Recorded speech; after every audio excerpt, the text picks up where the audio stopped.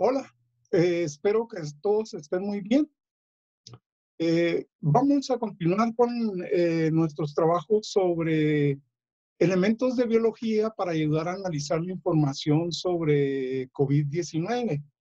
Yo soy Armando Tejeda, soy maestro de la Universidad de Sonora, del Departamento de Investigaciones Científicas y Tecnológicas. Eh, Colaboran también en este trabajo Marilena Tejeda y Ernesto Tejeda. Voy a ocultar el panel de video.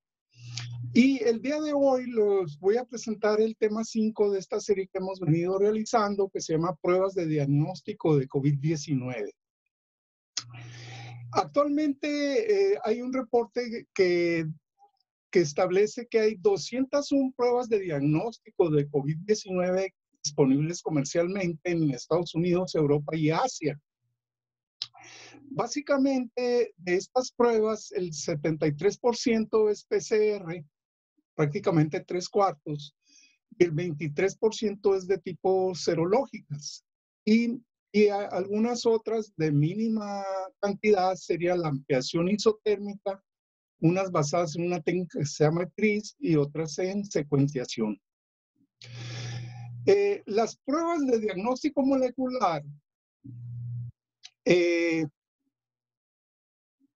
detectan genes del ARN del SARS-CoV-2, recordando que el SARS-CoV-2 es un virus que tiene una corona de proteínas S, que se llaman proteínas S, y también tiene un arreglo de nucleoproteínas, una proteína N, pero dentro de este arreglo tiene el material genético del virus, que es RNA.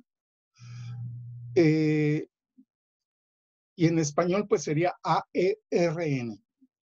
El genoma de este virus ya se conoce, consta de 30,000 pares de bases y tiene diferentes regiones que codifican para las diferentes proteínas del virus. La región 1A, la 1B, la S, la E, la M y la N, que corresponden a cada una de las proteínas del virus. Y las pruebas serológicas son pruebas para determinar anticuerpos contra el virus que se forman en el sistema sanguíneo. Tanto la inmunoglobulina G como la M.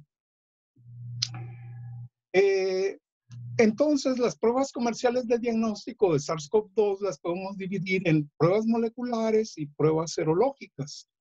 Dentro de las pruebas moleculares, principalmente la PCR, y dentro de las pruebas serológicas, las de diagnóstico rápido y las de ELISA. Para que estas pruebas puedan ser autorizadas para su uso, existen ciertos criterios y políticas en cada uno de los estados.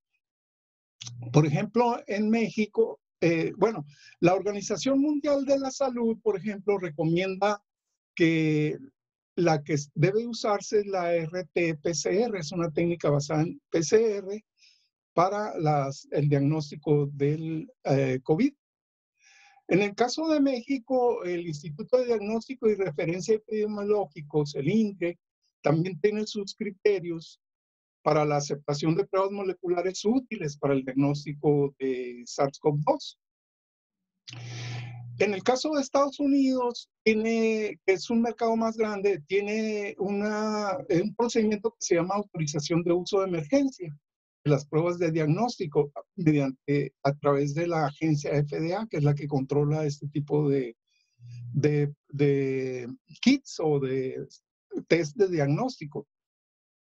Y ha emitido este documento sobre las políticas para aprobar este tipo de pruebas, que está disponible en la red, y es un documento más o menos reciente de mayo 11. Fundamentalmente lo que establece el documento, que para la autorización de un uso de emergencia de una prueba, lo que se tiene que hacer es validar la prueba, es decir, el solicitante tiene que dar evidencia documentada que cumple su producto con las especificaciones y características de calidad que exige la agencia. Y luego es necesario notificar a la agencia, desarrollar las etiquetas del producto, solicitar, hacer la solicitud para su uso y publicar todas las características del producto. Por ejemplo, aquí está una carta de la FDA dirigida a un solicitante, que en este caso es esta compañía, Siemens, donde está solicitando que se apruebe este artefacto para la prueba de SARS-CoV-2. Y aquí el encargado de la oficina le comenta que, pues, de acuerdo a lo que ya han presentado, se autoriza su producto para uso de emergencia, solo para uso de emergencia.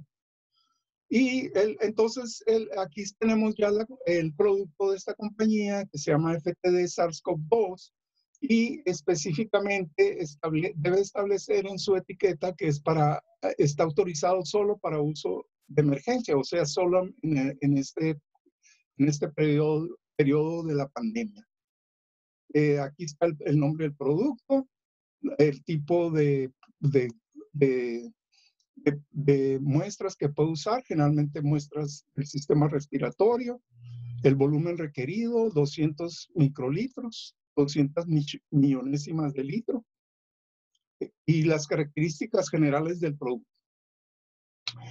Para validar la prueba, se tiene que demostrar que la prueba tiene suficiente sensibilidad y demostrar cuál es la concentración mínima a la cual 19 de 20 réplicas que hagan con la prueba coinciden. Se tiene que hacer una evaluación clínica utilizando 30 muestras negativas y 30 muestras positivas que ya hayan sido diagnosticadas mediante la prueba convencional de PCR y determinar cuál es su rendimiento. También se tiene que hacer un estudio en computadora para analizar los primers y las regiones que coincidan con secuencias publicadas en bancos conocidos, como NSBI. Y finalmente se tienen que hacer pruebas cruzadas de la muestra con otro tipo de patógenos virales para ver qué tan específica es la prueba. Entonces, dos características importantes es su sensibilidad y su especificidad. Las pruebas de diagnóstico comercial molecular, o sea, que diagnostican genes del ARN viral, están dirigidas a esta parte del ARN viral que se encuentra, como decíamos, en el centro del virus. Y como decíamos, que si aquí tenemos el ARN viral, se conoce más o menos, suponiendo que está fuera toda la cadena del ARN viral, se conoce en qué partes están codificadas. Son 30.000 bases y se conoce en qué regiones están codificadas cada uno de los genes de interés del virus. Por ejemplo, el S, que es uno de los más importantes, que es el de la proteína de los picos, y el N, que es uno también de los más importantes, que es la proteína del núcleo, digamos, o la nucleoproteína del virus. Entonces, estas pruebas moleculares, básicamente, la más importante es las más importantes son las que están basadas en la PCR, pero hay otras no tan importantes comercialmente, pero sí muy importantes técnicamente, que tienen bastante futuro o bastante especificidad. Las técnicas de la PCR se basan en la PCR básica, que fue la primera que se dio a conocer, que quiere decir reacción de cadena de la polimerasa, de sus siglas en inglés. Y básicamente lo que esta técnica PCR hace es que a partir de una molécula de DNA se forman 2 moléculas, y de 2 se forman 4, y de 4 se forman 8, etcétera. Esto quiere decir que es la técnica que permite ampliar o reproducir la parte de interés del ADN que estamos buscando. Esto hace que la amplificación hace que sea más fácil y probable identificar el virus, o si en el caso de las bacterias, pues también las bacterias. La técnica, su principio es relativamente sencillo. En un pequeño tubo de laboratorio se coloca la muestra, se colocan dos segmentos de DNA pequeños que se llaman primers, se colocan los nucleótidos fundamentales, adenina, citosina, guanina y timina, una enzima que se conoce como Taq polimerasa y líquido adecuado para que se dé la reacción. El tubo se coloca en una máquina que se llama termociclador, que fundamentalmente lo que hace es programar cambios de temperatura de la reacción. Permite programar cambios de temperatura conforme se va dando la reacción. Por ejemplo, aquí está un reporte sencillo donde una muestra de 50 mililitros, donde se colocan 5 mililitros de amortiguador o buffer, los nucleótidos, el primer hacia adelante y el primer hacia atrás, el DNA que se quiere multiplicar, la Taq polimerasa, que es la polimerasa para sintetizar nuevo DNA, y agua. Esta polimerasa tiene la propiedad de ser muy estable a altas temperaturas, y es una polimerasa que fue un gran descubrimiento, que la aislaron de fuentes térmicas en Islandia, donde se desarrolla una bacteria que se llama Thermus aquaticus, y de ahí su nombre TAC. Entonces, esta polimerasa permite hacer lo que típicamente consiste la PCR. Es una desnaturalización de DNA a 95 grados centígrados, prácticamente a la temperatura que hierve el agua, y luego una hibridación a 55 y una extensión a 72 grados. En este esquema lo que les presento son estas fases de la PCR. Aquí tenemos una molécula de DNA de doble cadena y el primer paso es la desnaturalización a 95 grados. Consiste en que las cadenas del DNA se separen. Posteriormente se disminuye la temperatura a 55. En la reacción ya están colocados los primers, la polimerasa y los nucleótidos, los 4 tipos de nucleótidos. Entonces, a esta temperatura se dice que los primers se alinean en las cadenas del DNA, en la parte derecha y en la parte izquierda, y permiten dos cosas. Estos primers permiten acotar la región que se va a duplicar y permiten la acción de la Taq polimerasa.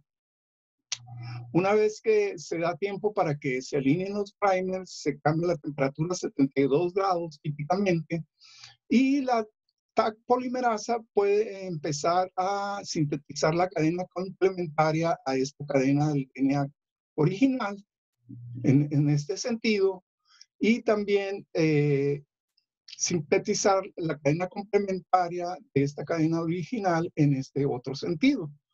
De tal manera que al finalizar de recorrer la TAC, todo la templete de DNA,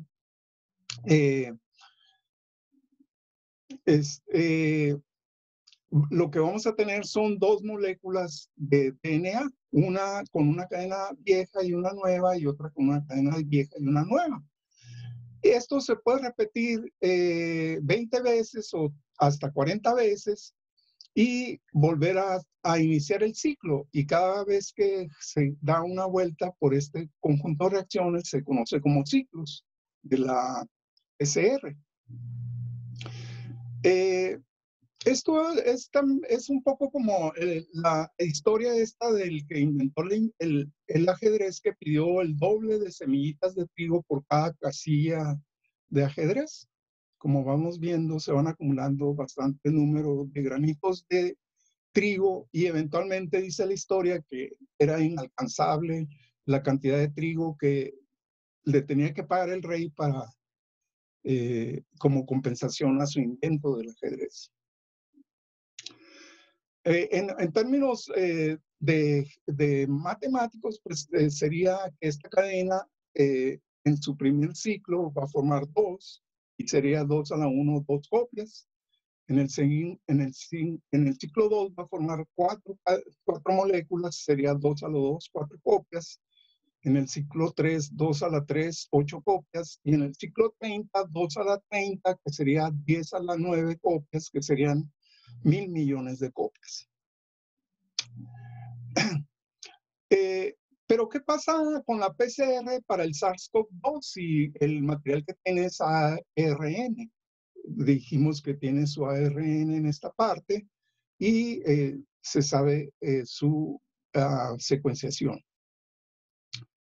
Bueno, en este caso, la prueba que recomienda la OMS es una que se llama reacción de cadena polimerasa con transcriptasa reversa cuantitativa o en tiempo real, y que se llama RTC-qPCR de sus siglas en inglés.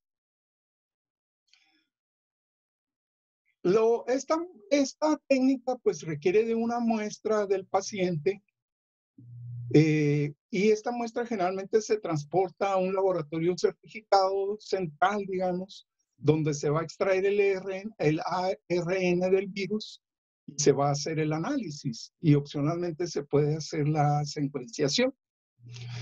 En el caso de equipos más compactos, la prueba se puede realizar mediante un enfoque que se llama prueba en punto de atención, donde la toma de muestra no requiere transporte y la extracción del ARN y el análisis se hace en el mismo punto. Esta RTC-qPCR es la principal técnica de diagnóstico del SARS.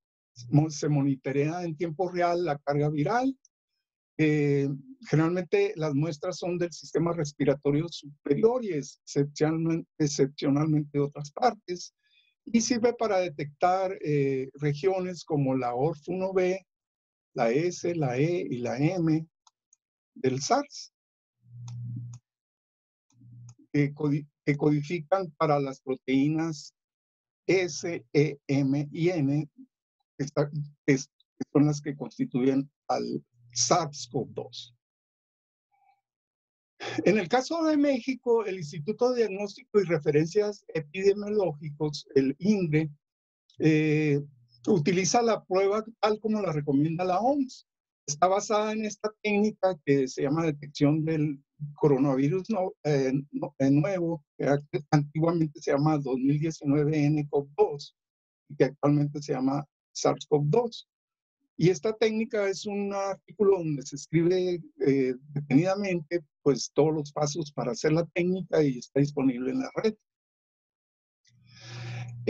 La técnica es muy parecida a la técnica clásica de PCR, excepto por un paso. Es decir, también se tiene que tomar la muestra y extraer el ARN que está simbolizado por este dibujito aquí. También se requieren 2 pares de primers de DNA, segmentos de DNA, segmentos de cadenas de DNA cortos. Se requieren las 4 bases nitrogenadas unidas formando nucleótidos.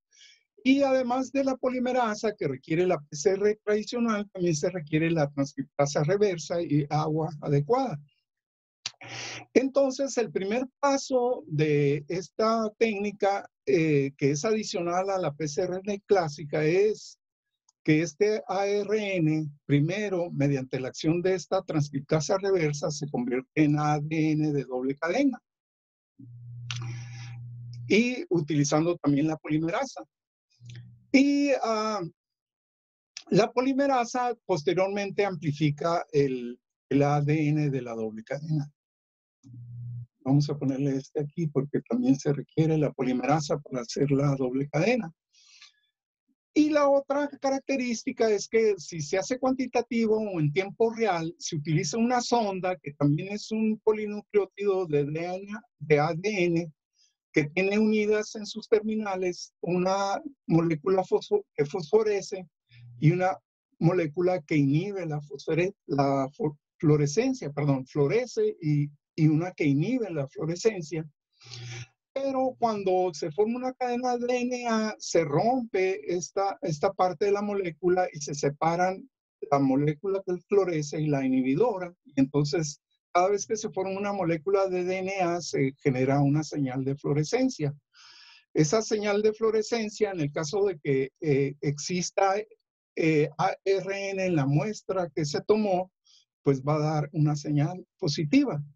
En el caso de que no exista ARN del virus en la muestra tomada, no va a existir señal. No va a existir señal. Típicamente, en este caso de este reporte, se utilizan 20 microlitros, agua, mezcla de reacción, sulfato magnesio para las enzimas, el primer hacia enfrente, el primer hacia atrás, la sonda que va a generar la fluorescencia, la enzima transcriptasa y la enzima polimerasa. Esta técnica, entonces, a diferencia de la anterior, tiene un paso adicional, que sería la formación de una molécula de ADN complementario. Y ya una vez que se forma este ADN, se amplía este ADN y se emite la señal.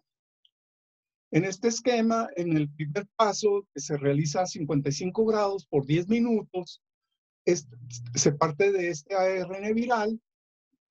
Aquí tenemos, en el primer paso, se pega el primer a esta región del ARN viral y mediante la acción de la transcriptasa reversa, en presencia de nucleótidos, hace que estos nucleótidos se vayan pegando conforme a complementariedad de bases que hemos dicho, ¿no?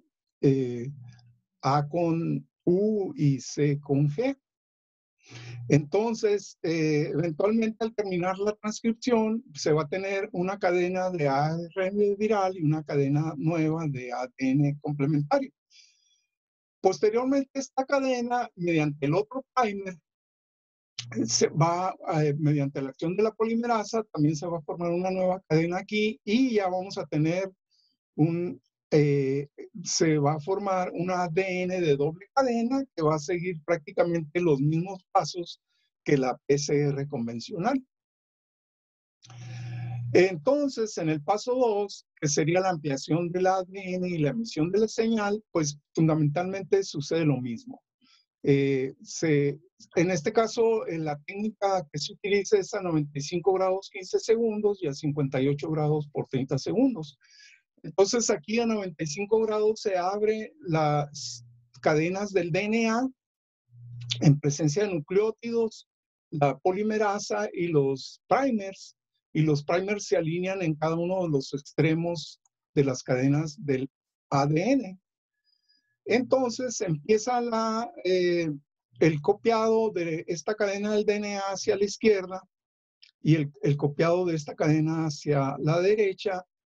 Y esta sonda tiene también complementariedad por esta parte de la cadena aquí. Cuando esta polimerasa llega a la parte extrema de esta cadena del DNA, lo que hace es romper la sonda y liberar la fluorescencia o generar un efecto de fluorescencia.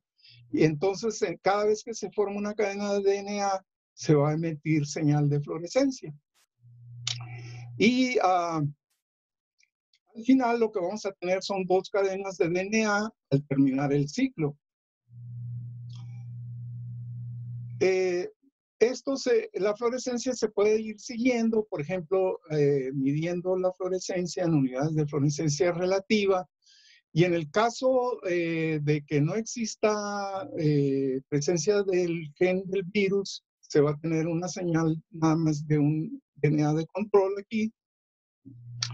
Y en el caso positivo, yo voy a tener la señal del control, pero si hay gen N detectado, también va a estar la señal del gen N.